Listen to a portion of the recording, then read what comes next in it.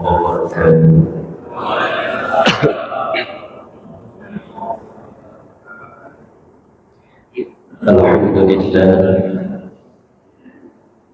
Alhamdulillahilladzi hadana li hadza wa ma kunna linahtadiya laula an hadana Allah. Asyhadu an la ilaha illallah wa asyhadu anna Muhammadar Rasulullah.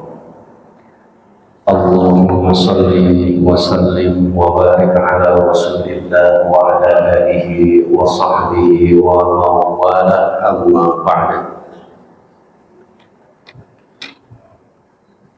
Qala rabbi shrah li sadri wa yassir li amri wahlul 'uqdatam min lisani yafqahu qawli.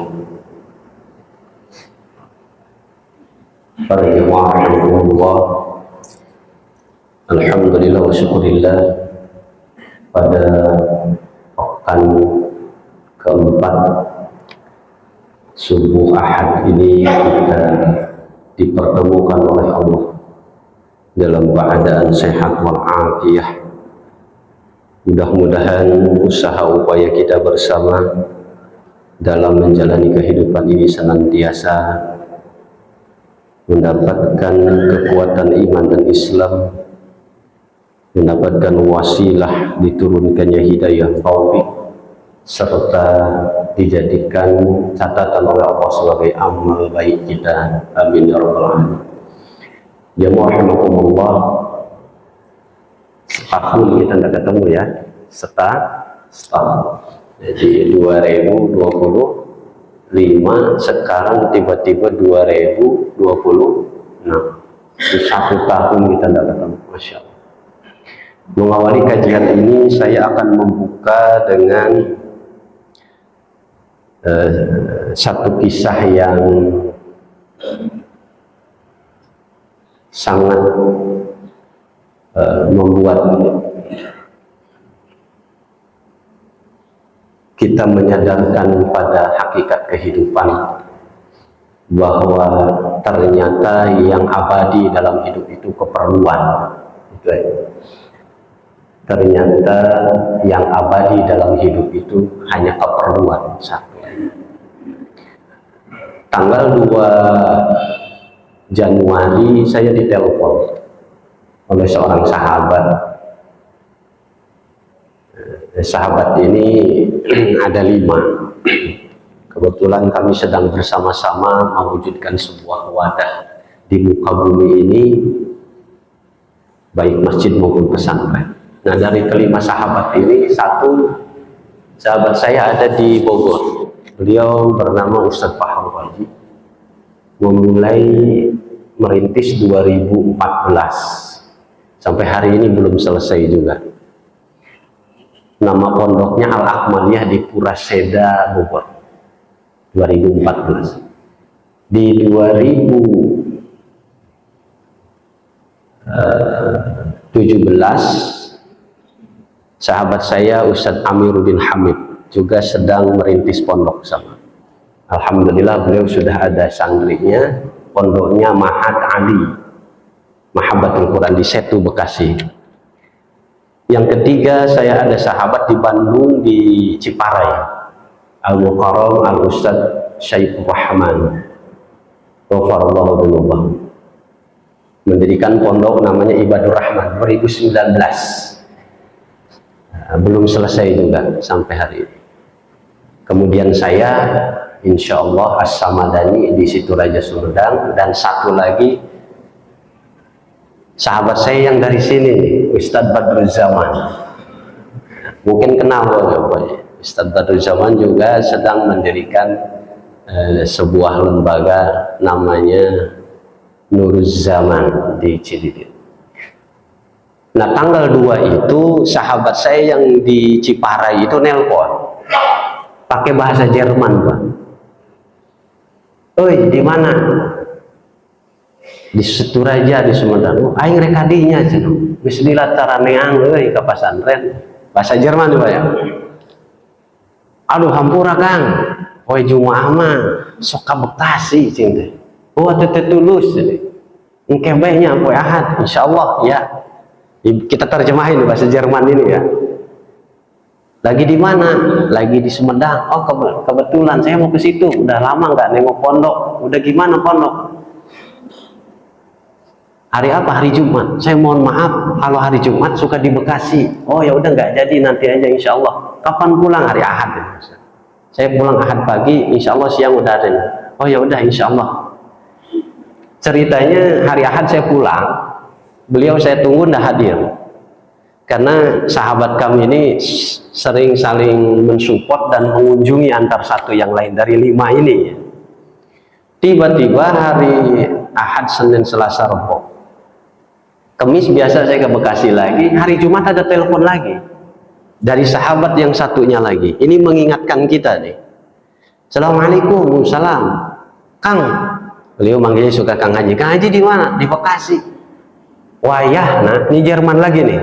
Wayah nah ayeuna kudu ka Bandung. Aya naon? Kang Epul pupus. Inna lillahi wa inna ilaihi. Jadi tanggal 2 mau ke Sumedang nengok pondok. Tanggal 9 Jumatnya wafat. Ini kisah mana? Setelah saya tanya, kemarin masih nelpon, ada apa? Lagi nanam pohon di pondok, tiba-tiba kepalanya pusing, dadanya sakit, dibawa ke rumah sakit, di perjalanan meninggal. Inilah sekelumit kisah yang membuat saya menyadarkan kembali pada hakikat hidup.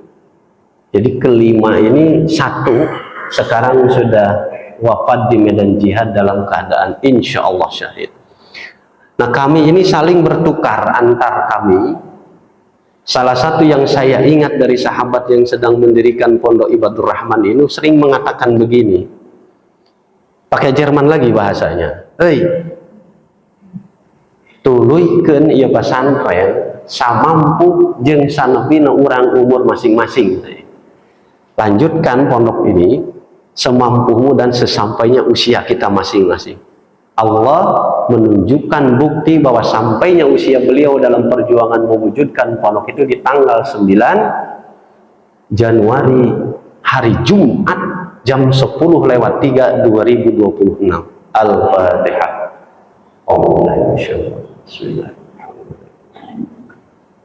Iya kan Allah yang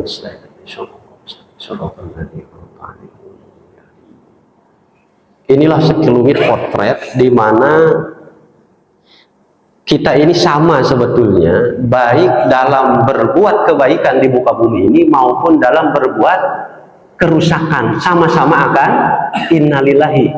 Sepakat ya, sama-sama akan innalillahi. Yang berbuat baik di muka bumi ini ujungnya innalillahi, yang berbuat jahat di muka bumi innalillahi.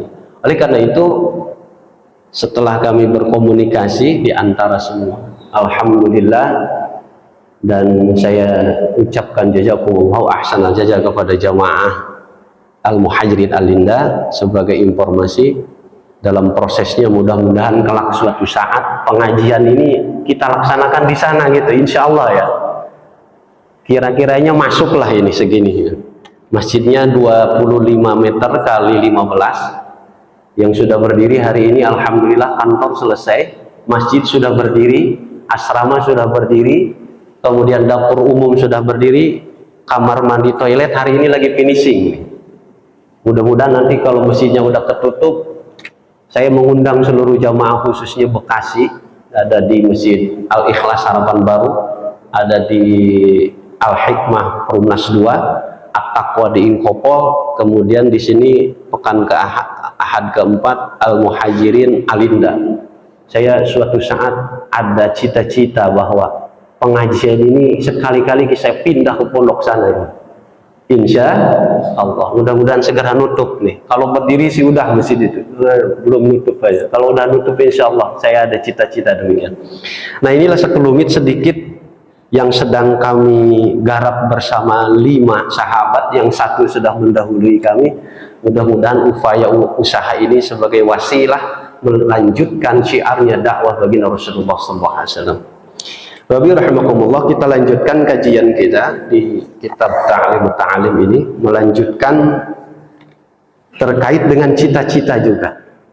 Di dalam kitab ini Syekh Burhanuddin Yanuji mengupas banyak tujuan daripada hidup ini berawal dari himmah. Bismillahirrahmanirrahim.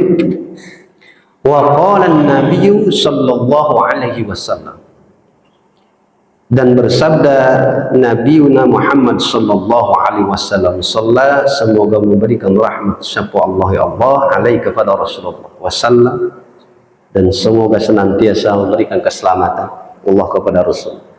Nafsuka matiyatuka farfaq biha. Kata Rasulullah, nafsuka, dirimu, matiyatuka adalah tungganganmu. Jadi fisik ini, Pak, ini tunggangan. Farfaq biha. Maka harus menyayangi kita terhadap fisik kita. Nah, tadi Ustaz Dery membacakan surah Al-Isra. Qulir ruh min amri rabbi. Nah, ruh ini kalau bahasa saya ini kayak semacam pertalet lah. Pertalet atau pertamaknya. Nah, fisik ini sebagai tunggangannya. Kalau motor bentuknya PCX, NMAX kan gitu. Apalagi PCX, NMAX, XMAX, Pursa. Nah, ke bawahnya ada Vario, Beat, gitu kan. Nah, pertaletnya atau pertamaknya itu untuk penggeraknya. Nah, ruh ini urusan Allah. Maka kalau kita analogikan dengan penggeraknya bentuk benda yang ada di dunia, yang namanya bensin, apakah itu pertalite ataupun pertamak, itu berbentuk apabila tertutup. Sepakat ya? Tetapi ketika terbuka itu hilang. Coba aja pertalite dikeluarin, dipegang, hilang itu. Padahal tadinya bentuknya seperti air, tapi ketika di ruangan terbuka itu hilang. Nah, Rasulullah mengibaratkan diri kita ini farfaq biha, sebagai tunggangan. Matiyatuka farfaq. Oleh karena itu kita harus menyayangi diri kita ini, yang dianugerahi oleh Allah, diberi kesempatan oleh Allah hidup, kemudian diberikan bahan bakarnya lah bahasanya itu, ruh itu sebagai penggeraknya. Maka kita harus farfaq biha, sayangi. Nah, yang tahu menyayangi diri itu hanya diri kita masing-masing. Ketika kita sakit, ketika kita sehat, ketika kita lapar, ketika kita haus, ketika kita merasakan sesuatu, itu hanya diri kita masing-masing. Istri kita, anak kita, atau saudara kita hanya merasakan. Sepakat ya? Merasakan. Apakah rasa sakit, apakah rasa-rasa lain yang dirasakan oleh diri pribadinya itu akan mungkin 10%, 20% atau 30% dibagi? Enggak bisa. Itu haknya masing-masing. Inilah kecanggihannya ciptaan Allah yang disebut manusia. Misalkan kita sakit kepala, kata ibunya, sakit Pak? Iya. Bapak ibu juga pernah sakit gitu Pak. Yang sabar ya Pak, ibu juga ngerasain bagaimana sih? Paling Pak minum obat ini atau dibawa ke dokter dan seterusnya. Atau misalkan Bapak lapar, apakah ketika Bapak itu lapar atau haus, setengah laparnya itu diwakilkan oleh istri kita? Enggak bisa. Tetap kita yang harus makan. Penyedia bahan bakarnya ibu, tapi ketika lapar itu kemudian menghilang dalam 50-60%, itu hak pribadi diri kita. Maka ibu, istri kita atau anak kita hanya merasakan, Pak lapar ya, ya ibu juga lapar, sama-sama lapar, yuk kita makan. Apakah makan itu bisa diwakilkan? Enggak bisa. Tetap kita pribadi yang harus makan, baru lapar itu hilang. Tetap ketika haus kita harus minum, maka haus itu akan hilang. Nah, ini disebut dengan farfaq biha. Begitupun yang lain, Bapak Ibu rahimakumullah. maka diri kita sebagai tunggangan kita harus kita sayangi oleh diri kita. Ketika kita lapar, kita isi badan kita dengan asupan makanan, minuman, pakaian. Jaga diri kita masing-masing. Maka hifdun nasi itu menjadi nomor wahid dalam hidup manusia. Hifdun nas, menjaga diri. Ini kalau menjelaskan kaidah atau materi hifdun nas itu saking panjangnya, sehingga dalam sejarah masa lalu hifdun nasi itu menjadi sesuatu yang langsung dicontohkan oleh baginda Rasulullah. Salah satunya ketika kita pergi jangan sendiri, harus ada, itu hifdun nas.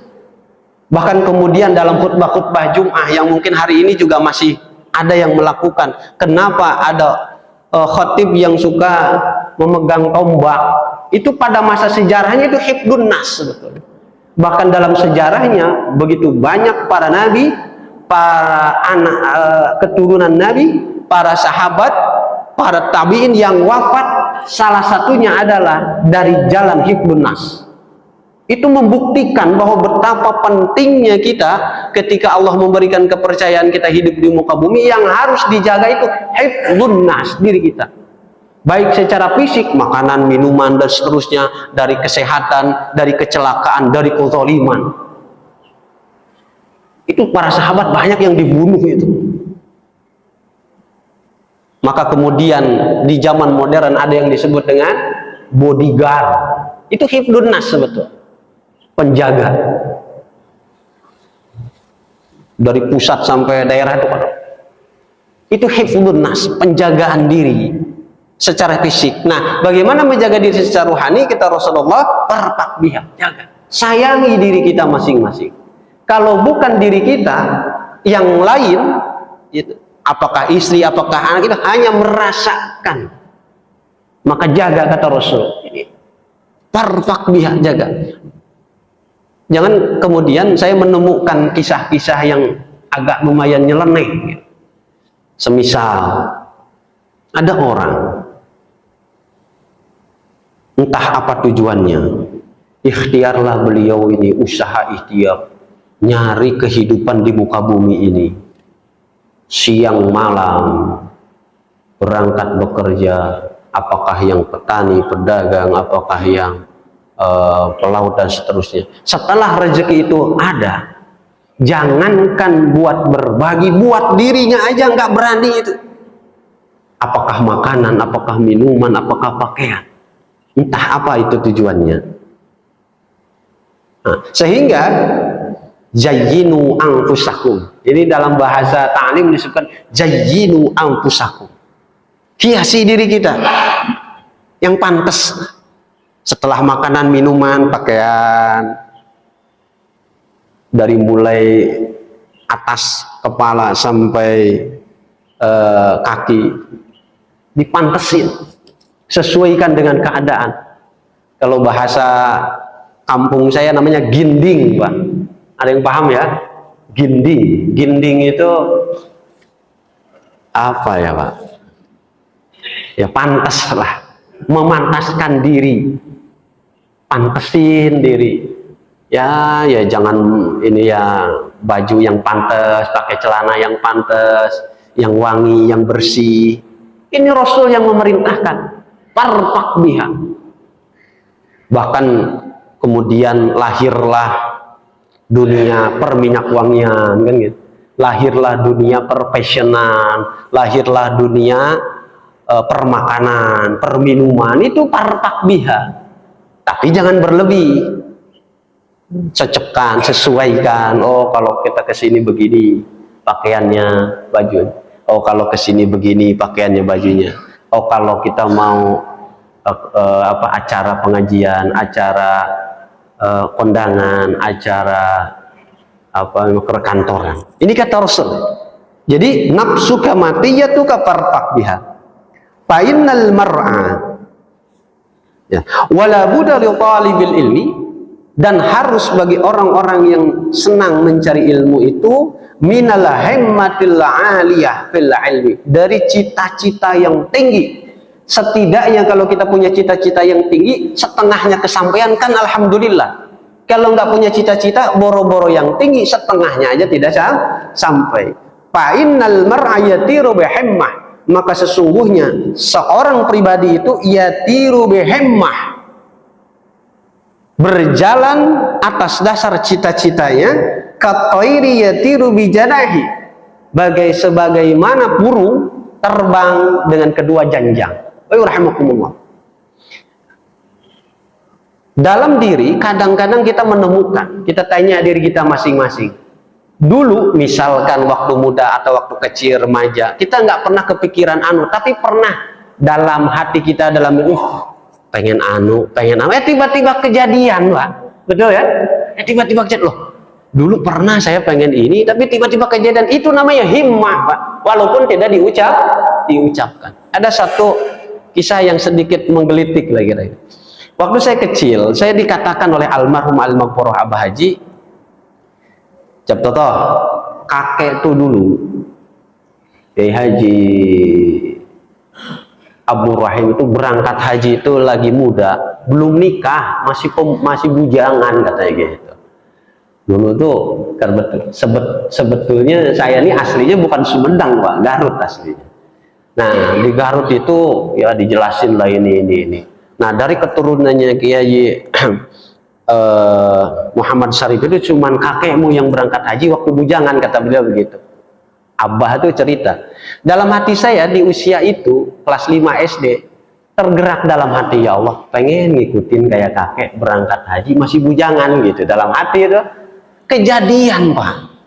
Masya Allah, kejadian 2007 atas izin Allah, belum menikah berangkat.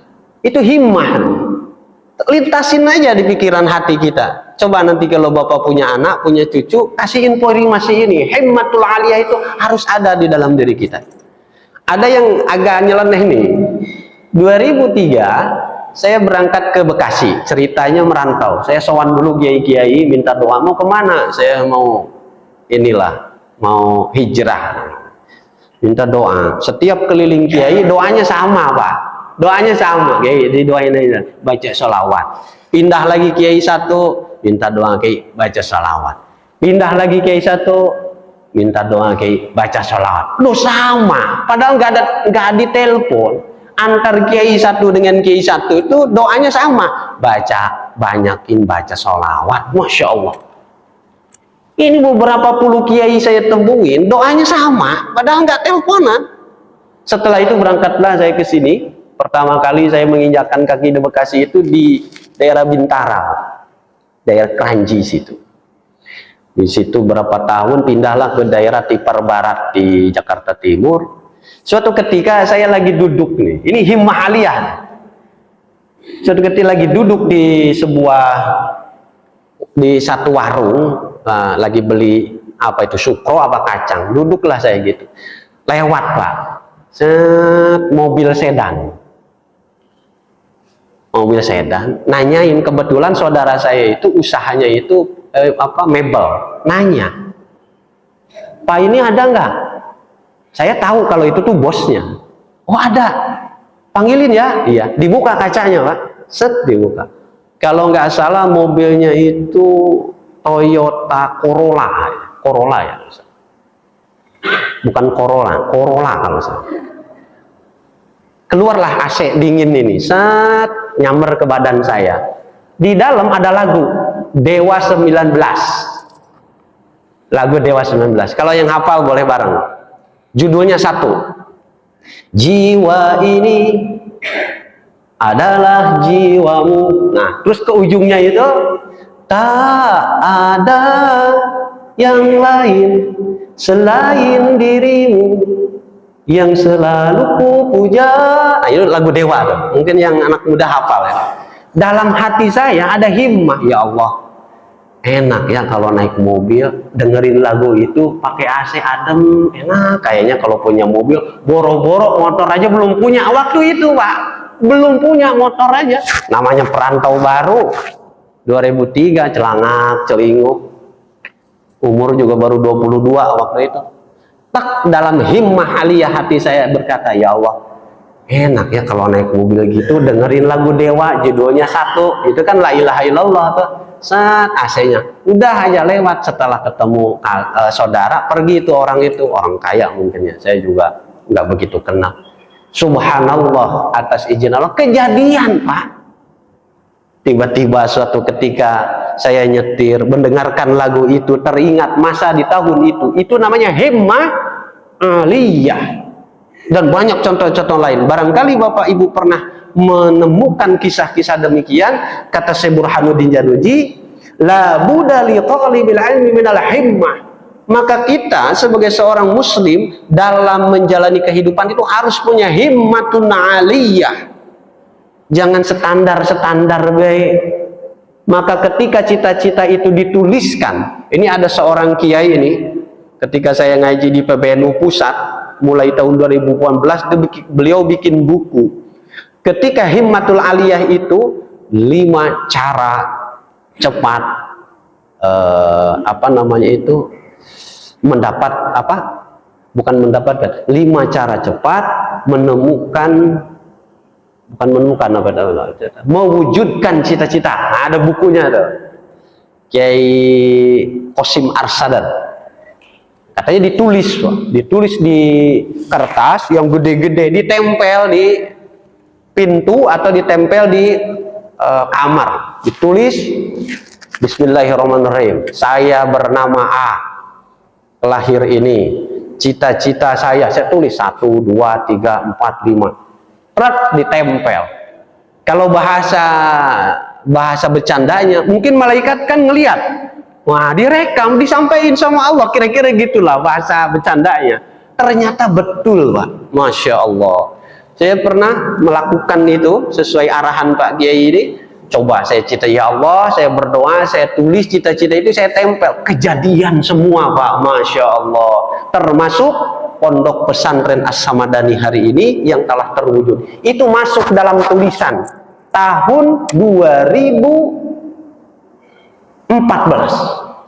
Itu termasuk dalam tulisan, ya Allah, suatu ketika saya pengen punya masjid dan pondok. Saya tulis di situ. Terus saya berdoa sama Allah, tempelin di pintu. Istri kan nanya, ayah apa-apaan sih, norak banget gitu kan. Istri nanya, udah diam. Anak kecil mana tahu apaan, udah pokoknya ikutin aja. Saya tempel, himmatun aliyah, saya berdoa kepada Allah, ya Allah, mudah-mudahan suatu ketika apa yang saya tulis kejadian. Waktu itu sih saya nulisnya bukan PCX RX Robo, bukan. Hari ini saya punya PCX nih. Yang saya tulis waktu itu karena musimnya Vario, saya tulis Vario. Ternyata ya Allah kasih PCX. Saya tulis di situ Honda Corolla seperti yang contohnya waktu saya lihat 2000. Ternyata saya dikasih Toyota Etios. Masya Allah. Ini sampel saja. Maka kemudian ilmu ini saya sampaikan kepada jamaah-jamaah. Himmatun aliyah termaktub dalam kitab Ta'limul Muta'alim karya Syekh Burhanuddin Januji. Metodologinya demikian. Maka adakan cita-cita itu Bapak Ibu rahimakumullah dalam diri kita masing-masing, kepada istri, kepada cucu, terutama yang baik-baik. Karena wasilahnya, walaupun Allah sangat mengetahui hati kita, sebagai ikhtiar kita sebagai manusia, maka wujudkanlah dengan lisan, pakai doa, wujudkan dengan bentuk fisik, ditulis yang gede, plak, tempel di kursi, di pintu.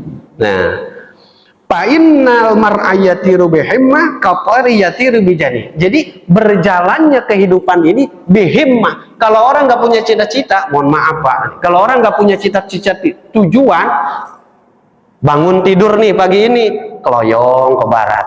Orang nggak punya cita-cita, nggak punya tujuan.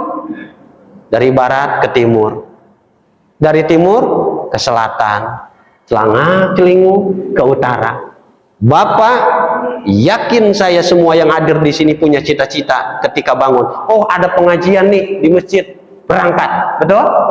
Datang di masjid ini, duduk nyari ilmu. Itu himmah. Kalau nggak punya himmah, nggak mungkin Bapak ada di sini. Barangkali setelah bangun ngopi, apa? Setelah sholat ngopi atau di samsu kalau yang ngerokok, di samsu goreng pisang, apalagi bakwan. Setelah itu celangak kemana ya? Berangkat ke barat, celangak celinguk di barat, berangkat ke timur, celangak celinguk ke selatan. Di dunia Bapak Ibu bisa saya katakan banyak manusia yang tidak himmatun aliyah, ke barat, ke timur, ke selatan, ke utara. Kita saksikan di jalan, kita saksikan di luar sana. Setiap hari manusia ini ke barat, ke timur, ke selatan, ke utara. Ada yang punya cita-cita, ada yang sibuk doang sebetulnya. Sibuk aja di dunia itu, celana ke barat. Bahkan kalau bahasa candaan kami di antara sahabat-sahabat kami, sibuk ya tiap hari. Udah dapat apa di dunia ini? Sibuknya kelihatan, nggak dapat apa-apa. Kenapa? Salah satunya adalah ghairul himmah, nggak punya tujuan. Sibuk aja ke barat, ke timur, ke selatan, ke utara. Dapat enggak? Bahkan sering kita saksikan dan saya langsung menyaksikan begitu banyak manusia yang begitu sibuk di muka bumi ini. Bahkan melupakan sholat, melupakan zakat, melupakan puasa, melupakan haji umroh, nggak nemu-nemu. Rumah yang nggak punya, apalagi motor, apalagi mobil, apalagi yang lain-lain. Sibuknya mah iya. Kenapa? Ghairul himmah. Inilah yang dicatat oleh Allah. Kita kitab Talibut Ta'lim Burhanuddin, yatiru bihimmah. Kita itu berjalan sesuai dengan tujuan kita. Orang kalau nggak punya tujuan, Pak, nih naik ke terminal Bekasi, dari Bekasi mau kemana Pak? Oh, saya mau ke Jawa Tengah. Kan jelas, mau ke Jawa Tengah naik mobil bis ini. Mau kemana? Ke Jawa Timur naik bis ini. Mau kemana? Ke Madura naik bis ini. Coba kalau tidak punya himmah aliyah, mau kemana Pak? Nggak tahu nih. Saya ke terminal aja pengen naik bis. Naik bis. Selayong ke timur, celangak celinguk. Terus ke barat, celangak celinguk. Ghairul himmah, ghairu yatir. Orang yang tidak punya tujuan, dia tidak akan jelas. Sama seperti hidup kita di muka bumi ini hari ini. Kalau kita tidak punya tujuan, yang nggak jelas apakah kehidupan dunia maupun kehidupan akhirat. Kehidupan dunia yang nggak ketemu, kehidupan akhirat yang nggak ketemu. Sibuk aja. Banyak yang hidup di muka bumi ghairu yatir, ghairu janai. Qala Abu Thayyib, sebagaimana dikatakan oleh Abu Thayyib, satu ulama, ala qadri ahlil azmi ta'til ajaib. Atas ukuran orang-orang yang punya tujuan. Jadi orang yang punya tujuan itu taktil ajaib, maka akan datang tujuan itu kepada diri kita. Kalau kita punya tujuan, maka tujuan itu akan datang. Datangnya ya enggak sesuai keinginan kita tentu. Allah yang mengatur. Contoh, ya Allah, saya pengen A. Dikasihnya itu bisa besok, bisa pekan depan, bisa bulan depan. Allah tahu kapan dikasih sesuai dengan kemampuan kita masing-masing. Lah kalau doa dan tujuan kita sesuai keinginan kita, repot Pak. Kita belum siap dikasih, repot. Contoh, anak kecil minta motor CBR, umurnya 6 tahun, terus kita kasih, bahaya. Sepakat ya? Anak kecil nih 6 tahun minta, Pak, saya pengen motor CBR yang kopling itu, cc-nya yang 250. Karena kita ini sayang sama anak ceritanya, tapi nggak pakai ilmu, dikasih CBR, bahaya Pak. Umur belum sesuai, mental belum siap, KTP belum punya, apalagi SIM, kita kasih, kecelakaan yang ada. Allah Azza wa Jalla Maha mengetahui pribadi kita masing-masing.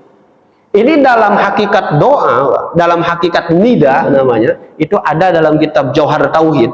Itu dijelaskan bahwa doa itu disampaikan kepada manusia itu saat yang tepat dan orang itu sudah siap.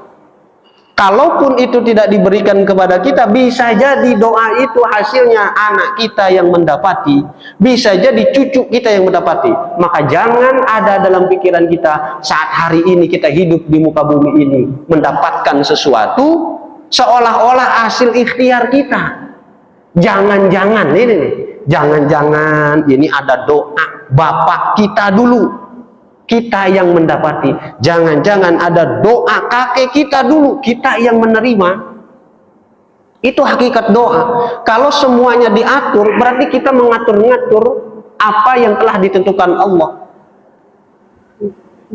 Imam Fakhrul Razi itu jelas betul itu. Bahkan Ibnu Qayyim Al-Jauziyah menyebutkan dalam Iqab. Salah satunya adalah kalau kamu terus-terus ikut-ikut ngatur-ngatur apa yang telah ketentuannya Allah sesuai dengan ketentuan dirimu, berhentilah, kurangi atau berhentilah. Ini kadang kan kita sering-sering ngatur-ngatur ya. Sering ngatur akhirnya kita yang kena. Nih kita contohin. Mohon maaf nih, sekarang lagi musim air kan ya di Bekasi. Air mengalir dari tempat yang tinggi ke tempat yang rendah. Nah, tempat rendahnya ya dibikinlah tempat. Saya nggak nyebut apa-apa nih, dibikin tempat. Oke, kemarau ceritanya. Datang musim hujan, kata air, tempatku di mana? Oh di situ. Musyawarah nih antar air satu, antar air yang dari Bogor, antara air yang dari Sukabumi, atau antar air yang dari Bekasi. Ketemu tuh, kata air tuh, tempat kita di mana bro? Oh di sana, kata air tuh. Di oh di situ. Ya udah, ayo kita. Emang tempat kita di situ. Lah air kan bukan makhluk yang disebut al-aqal. Ya air nyari tempat di mana tempat air itu rendah. Tiba-tiba sama menungso di tempat itu dibikin tempat. Yang salah siapa Pak? Airnya apa menungsonya? Hakikat ya air tempatnya di situ, kata air yang dari Bekasi, yang dari Bogor, yang dari Sukabumi. Bro, di situ tempat kita. Oke, yuk. Tiba-tiba, loh, kok ini ada tempat di sini? Ya mohon maaf, emang tempat kita, tempat kami, kata air gitulah gitu. Nah, maka hakikat dalam hidup itu kadang-kadang kita suka ngatur ketentuan yang Allah telah berikan. Contoh, kita berdoa tapi ngatur-ngatur. Ya Allah, cepatinlah ya Allah ini saya ditungguin SPP ini anak saya ya Allah. Dipaksa, diatur-atur. Makanya setiap doa rata-rata itu rata-rata ya. Pakai apa? Pakai fi'lul madi, Pak. Nih, doa rata-rata coba dicek. Fi'lul madi yang dipakai Allahumma inni as'aluka. Allahumma inni nas'aluka. Jarang doa itu, saya juga belum menemukan dipakai doa itu menggunakan fi'lul amr. Diperintah Allah sama kita gitu. Doa rata-rata Allahumma inni as'aluka. Allahumma inni nas'aluka. Allahumma. Itu nidahnya kalau dalam ilmu qawaidul lugha, nahwu, itu menunjukkan bahwa kita ini jangan ngatur. Jangan ngatur. Wa ta'ti ala qadril kiram makarim, dan akan datang bagi orang yang punya cita-cita itu ala qadril kiram al makarim, kemuliaan yang akan didatangkan kepada orang yang punya cita-cita itu al makarim. Jadi gini, kalau kita bercita-cita ingin menjadi baik, ta'ti at-tayyib. Kita bercita-cita menjadi orang yang mulia, ta'til makarim. Kalau doanya aja kita jelek, ya yang datang juga yang jelek. Tapi hati-hati dengan doa. Maka ada salah satu hadis Rasulullah SAW, hati-hati dengan doanya orang yang dizalimi. Kan ada itu. Itu mustajab itu. Hati-hati dengan doa orang yang terzalimi atau dizalimi. Makbul. Ta'til makarim. Wa ta'zam fi aini shagiri sighara. Dan dijadikan dalam pandangan orang yang ini mah kayak nggak berhasil, sigharuha. Itu sesuai dengan ayun kita. Wa tasghar fi ainil azim adhaim, dan akan kecil sesuatu cita-cita itu fi ainil azim, di pandangan orang-orang yang besar, al azami, besar. Artinya gimana? Kecilkan urusan yang besar, ya. Hilangkan urusan yang kecil. Ini kan kadang-kadang gitu membesar-besarkan urusan kecil, meluar biasakan urusan besar. Akhirnya apa? Kita jadi orang yang ngurusin urusan kecil. Riweuh. Contoh nih dalam keluarga aja, rumah tangga. Biasanya kan, mohon maaf ini ibu-ibu biasanya Hal kecil aja kan, mohon maaf ibu-ibu, itu bisa 200 kata, bisa sampai 1000 kata. Aduh, sama nggak Pak? Sama nggak di sini? Nggak jauh beda. Yang urusan kecil misalkan gara-gara salah belanja, kan kecil aja, bawang merah malah beli bawang putih, misal ini. Ini kan bisa 200 kata, bisa 1 jam, 2 jam, 3 jam, nggak kelar itu bawang. Gara-gara salah beli bawang, kudunya bawang putih malah beli bawang merah, lama itu.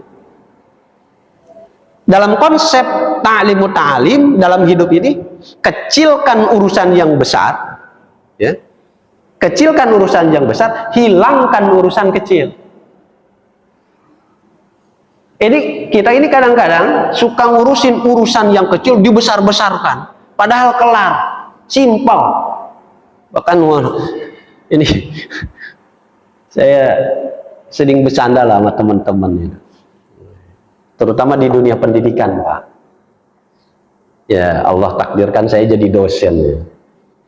Ini penilaian dari zaman saya ngajar TK, SD, SMP itu kan ngalamin semua. Jadi guru TK pernah, SD pernah, SMP pernah, SMA pernah lah jadi guru itu.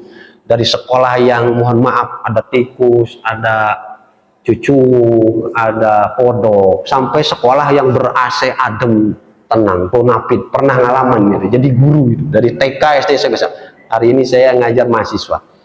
Itu setiap pergantian menteri, itu kurikulum kan berubah, Pak. Nah, oke lah, kita tidak bahas kurikulum banyak. Kita bahas penilaian di akhir saja. Ya Allah, ya Allah. Misalkan nilai itu ujungnya taruhlah 80. Itu proses menjadi 80, itu bisa 5 lembar, Pak. Termasuk hari ini di perkuliahan, pengen ujungnya menjadi BA atau B+, BA min, itu prosesnya panjang. Berbagai macam sistem itu. Padahal ujungnya sama. Yang Allah tidak menjadikan kita menjadi rumit, jadi rumit tuh gara-gara itu. Dengan sistem itu. Datang yang baru, ini berubah, ganti lagi. Akhirnya bukan ngajar, tugasnya urusin itu aja, nggak kelar-kelar. Malam hari tadi masih ngurusin ya kayak gitu-gitu. Tapi ya itulah hidup. Kadang-kadang ta'dham fi ainis shagir sigaruha wa tasghar fi ainil azimi adhaimu. Akhirnya kadang-kadang hidup ini secara sosial lebih sibuk ngurusin hal-hal yang sesungguhnya simpel. Sesungguhnya simpel. Saya teringat almarhum al-maghfur Kiai Muhammad Hashim, guru saya di Pondok Pesantren Asy-Syarifiyah. Toh, manusia itu sebenarnya ini ya, riweuh katanya. Apaan, Kiai? Masak nih, Bu. Ini ada ibu-ibu nggak? Masak itu, Pak, dari mulai bahan mentah sampai matang itu riweuhnya luar biasa. Betul, riweuh itu. Bumbu ini, bumbu sampai sekarang saya nggak paham itu masak itu kok bisa jadi asin, gurih, manis itu pakai bumbu apa nggak paham. Kan saya laki-laki, taunya makan aja taunya. Bapak juga mungkin sama ya. Masak dari bahan mentah, riwuh itu bisa 1 jam masaknya itu, bisa 2 jam. Apalagi yang riwuh-riwuh kayak sayur-sayuran, tumis, riwuh itu masak itu. Ibu-ibu tanya deh, ibu-ibu, ya Allah, makanya harus sayang Pak sama istri itu. Riwuh masak. Tibalah makanan itu di meja, Pak. Tak. Makannya berapa menit, Pak? Jawab yang kenceng, Pak. Ada 10 menit. Ada 15 menit. Enggak. 5 menit paling. Paling lama 10 makannya. Tapi proses masaknya ini dari bahan mentah sampai menjadi makanan ada di meja. Masya Allah, perjuangan istri kita itu luar biasa. Makannya 5 menit. Ujungnya apa? Kenyang. Setelah kenyang, selesai. Inilah hidup. Yang kadang-kadang tasghar fi ainil azimil adhaim ta'dham fi ainis shaghir sigharuha. Dan ada kelompok golongan orang-orang di muka bumi ini senang dengan program ini. Wah, ini nih ada proyek nih. Wah, kita mainkan biar rame, kira-kira gitu.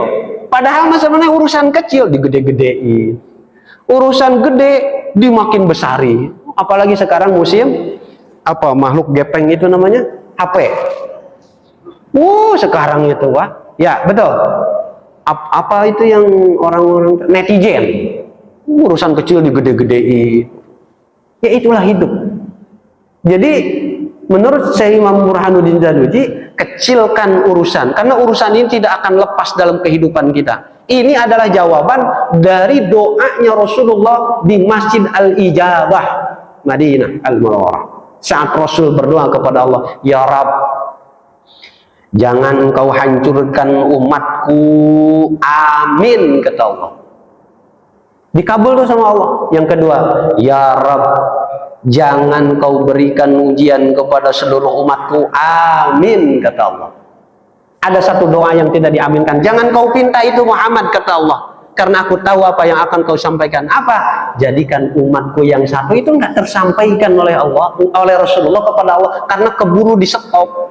Lah inilah hidup. Makanya di dalam surah Al-Baqarah di awal, di zaman Nabiuna Adam alaihissalam yang baru 2 orang, anaknya 4, yagtab ba'duhum ba'don. Ini hakikat hidup nih, yagtab ba'duhum ba'don. Kalau hari ini kita ini bermasalah dalam hidup, memang manusia ini baru 6 orang saja sudah bermasalah.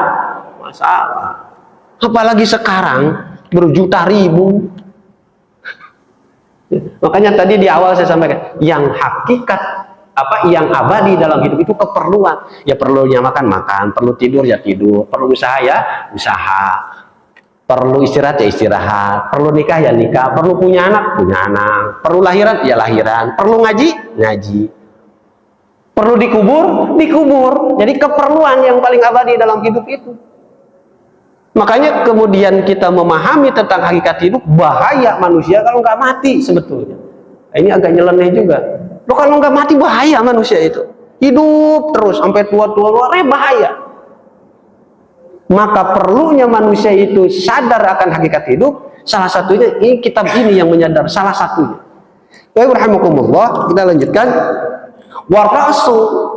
Warasu dan modal hidup ini fi tahsilil asya, dalam menghasilkan berbagai macam hal, al-jiddu wal himmah. Ini perlu dalam diri kita diadakan al-jidd wal himmah. Kita harus punya kekuatan mental, kekuatan pikiran, kekuatan hati. Dibotang banting itu kuat. Rasul saja, Bapak Ibu rahimakumullah, itu digojloknya itu Masya Allah, langsung malaikat Jibril turun. Oh, dari masih di dalam kandungan Sayyidatuna Aisyah, ditinggal abinya Sayyid Abdullah. Itu udah makanya kalau hidup nggak mau diuji, ya sadaqallah aja. Sadaqah. Hidup itu memang ziddul himmah, pasti diuji. Itu harus menyadarkan diri. Kita harus sadar bahwa memang hidup ini tempat capek dan tempat ujian. Ujungnya apa? Akramakum indallahi atqakum. Makanya Allah tidak menyukai orang yang suka keluh kesah. Dari zaman Nabi Adam alaihissalam sampai Rasulullah, memang hidup ini diuji. Ujinya macam-macam. Nah, kalau kita sadar bahwa hidup ini akan diuji, kita selalu sadar dengan kesiapan. Kalau tidak, yang apa ada? Aduh.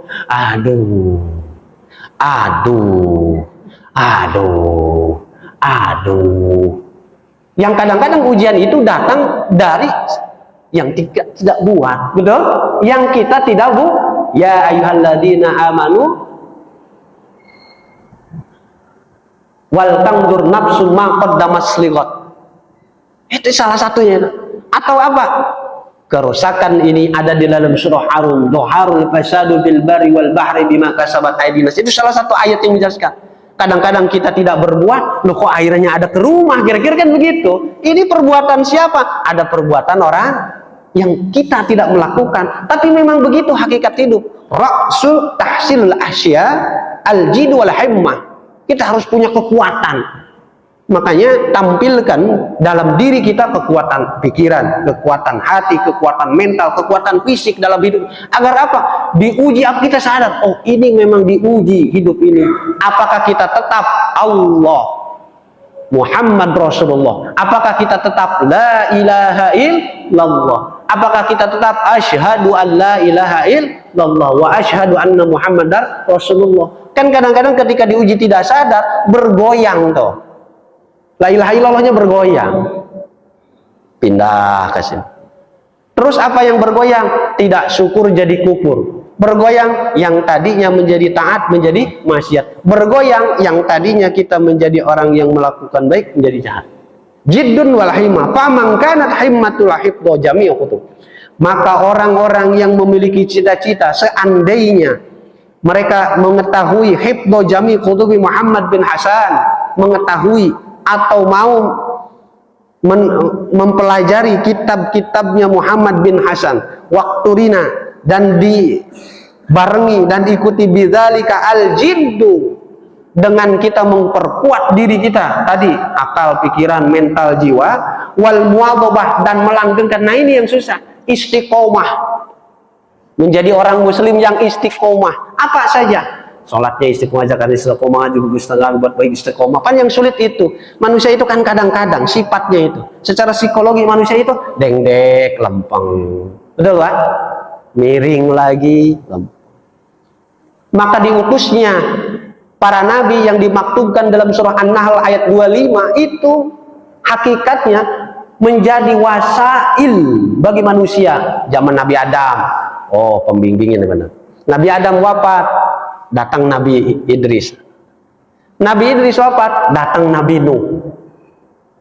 Nabi Nuh wafat, datang Nabi Hud. Itu sebagai guidance pengembali keimanan manusia. Nah, rentan waktu nih antara para nabi wafat dengan nabi diangkat lagi itu kan lama, Pak, jedanya, Pak. Nah, orang ini kan dengdek, nabinya nggak ada, wafat, dengdek, main ke laut, ketemu perempuan cantik, wah jangan-jangan ini Allah nih, ke situ. Naik ke gunung, ketemu buta hijau, misal, oh jangan-jangan ini Allah. Masuk ke guha, ketemu kowe gombel, oh jangan-jangan ini. Manusia itu gitu, set dengdek. Datang lagi nabi, apa? Walaqad ba'asna fi kulli ummati rasula an i'budullah. Ini kalimatnya fi'il amr nih, an i'budullah wajtanibut tagut. Dilempengin lagi. Wafat nabinya, dengdek lagi. Terus sampai Nabi Isa alaihi salam diangkat ke langit, datang Rasulullah, lempengin lagi. Sekarang Rasulnya sudah wafat, dilanjutkan oleh para ashab, para tabi'in, kesini ke Indonesia yang jaraknya 9 jam naik pesawat, dilanjutkan oleh para alim ulama, para asad dan seterusnya. Salah satunya bentuknya ini, lempengin lagi. Makanya kalau lagi di masjid lempeng betul, oh kelihatan lempeng. Keluar dari masjid, dengdek lagi, betul gak? Manusia itu begitu. Oh, kalau lagi di masjid memang tempatnya orang yang taat beribadah. Walaupun ada yang ngantuk juga nggak apa-apa, alhamdulillah. Kayak taat. Dengerin khutbah Jumat dengan kajian, mangut-mangut. Keluar dari masjid, namanya manusia, setan ini yuwaswisu fi sudurina, sifatnya at-tajdid wal istimrar. Itu kalimat fi'lul mudhari, at-tajdid wal istimrar. Kata setan, anu dengdek lagi. Ini keluar masjid deh dari sini. Ilmu masuk kanan, keluar masjid, keluar kiri. Memang subhanallah. Kalau kita nggak paham ini selalu dalam hitungan detik perubahan manusia itu. Dalam hitungan detik. Wakturina bidzalikal jidd wal muwadhabah. Fadzahiru annahu yahfadu aksaruha aw nisfiha. Fa'amma idza kanat lahu himmah aliyah, apabila kita punya cita-cita, walam yakun lahu jiddun, tapi tidak punya kekuatan, au kana lahu jiddun, kita punya kekuatan, walam yakun lahu himmah, tidak punya cita-cita, fala yahsul lahu illa ilmun qalil, kata saya. Kita punya cita-cita, tapi nggak punya kekuatan. Atau sebaliknya, punya kekuatan, nggak punya cita-cita. Apa kata saya Burhanuddin? Fala yahsul lahu illa ilmun qalil. Nggak bakalan. Jadi harus dua-duanya. Kita punya cita-cita, kita punya persiapan diri. Untuk apa? Apapun yang terjadi, tarung, bahasa saya itu gitu. Makanya saya sering menyampaikan ke kawan-kawan, kita ini P3, Partai Persatuan, bukan. Apa P3 itu? Perantau, petarung, pemain. Harus begitu hidup itu. Kalau enggak, kita dikalahkan oleh nafsu kita sendiri. Maka dalam Balaghatul Wahidah, kitab Balaghatul, dalam satu kitab Balaghatul Wahidah ada satu kutipan menarik. Kalimatnya sangat menarik itu. Jadi waman qasadal bahra istaqalas sawaqiya. Itu dalam kitab Balaghatul ada. Orang-orang yang mampu menekan nafsu dirinya, waman qasadal bahra istaqalas sawaqiya. Dia akan menganggap hal-hal yang kecil itu tidak ada apa-apa. Ini petarung betul ini. Tahu betul, awas nih setan, awas nih setan, awas nih, awas. Jadi hidupnya itu selalu dibarengi dengan ilmu kehati-hatian. Awas nih, hati-hati. Awas nih, awas nih, awas nih. Kan los, ketika tidak sadar lagi dengdek, datang bisikan. Misalkan ke bapak nih, udahlah. Alladhi wasisudurnya sebenarnya jian udah nggak usah pengajian, belok. Jangan sholat, belok.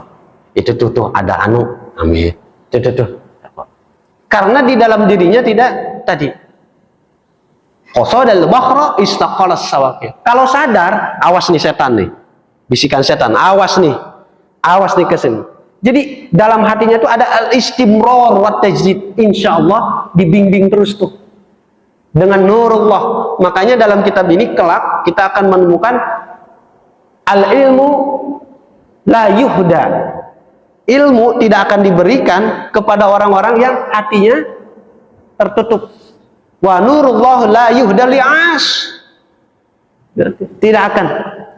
Jadi penuntun hidup itu adalah al-ilmu. Walaupun kadang-kadang kepeleset juga. Ya namanya manusia kan gitu.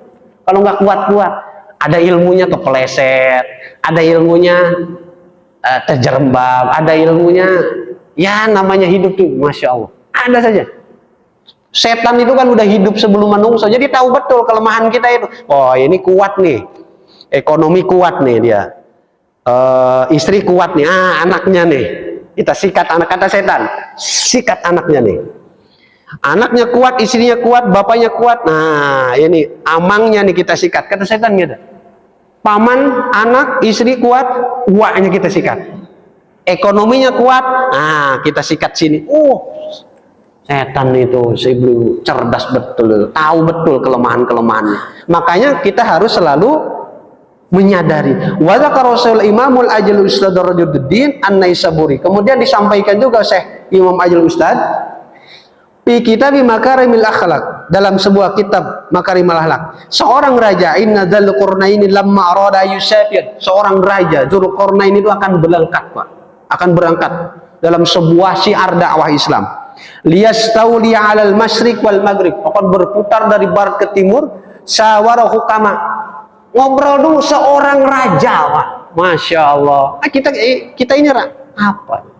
Seorang raja Dzulqarnain, ketika beliau akan menentukan satu sikap, ketika akan menentukan satu keputusan, syawaru al-hukama. Siapa al-hukama itu? Ini paling atas derajatnya. Alimun, faqihun, hakimun. Masya Allah. Hakimun ini orang-orang paling atas ini.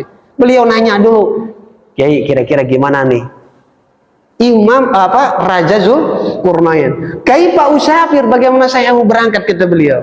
La hadal qadari minal mulk. Sementara tujuan saya ini adalah ingin menguasai dunia ini.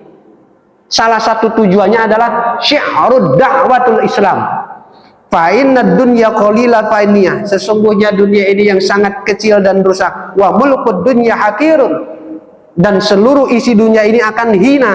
Fa laisa hadza min ulul himmah. Tidak ada lagi kecuali cita-cita yang harus saya bawa. Dari siapa petuahnya? Dari para hukama tadi. Faqala al-hukama. Maka hukama itu mengatakan kepada Raja Dzulqarnain, "Safir," kata beliau. "Safir liyahsulalaka amuk." Berangkatlah engkau wahai raja, tapi ingat tujuanmu. Gini loh kata para ulama yang berkumpul, yang ditanyakan oleh Raja Dzulqarnain. "Liyahsulalaka mulkud dunya wal akhirah." Agar engkau tujuannya maslahat ad-dunya wal akhirah. Faqala hadza hasan. Baiklah kalau bahasa kita itu. Kata raja ini, "Nggih, Kiai," kalau bahasa kita. Baiklah, kata raja. Qala Rasulullah sallallahu alaihi wasallam. Kemudian diperkuat dalam kitab ini oleh sabda baginda Rasulullah sallallahu alaihi wasallam. "Innallaha yuhibbul ma'aliyal umur wa yakrahu asbabaha." Kata Rasul, Allah menyukai derajat-derajat yang tinggi, dan membenci orang-orang yang tidak punya cita-cita yang tinggi. Kata Rasulullah. Maka kenapa saya sering mengatakan kalau lagi kajian, mudah-mudahan kita pulang dengan predikat husnul. Sering tuh saya katakan itu. Kenapa? Yuhibbul ma'aliya al-umur wa yakrah asfafah.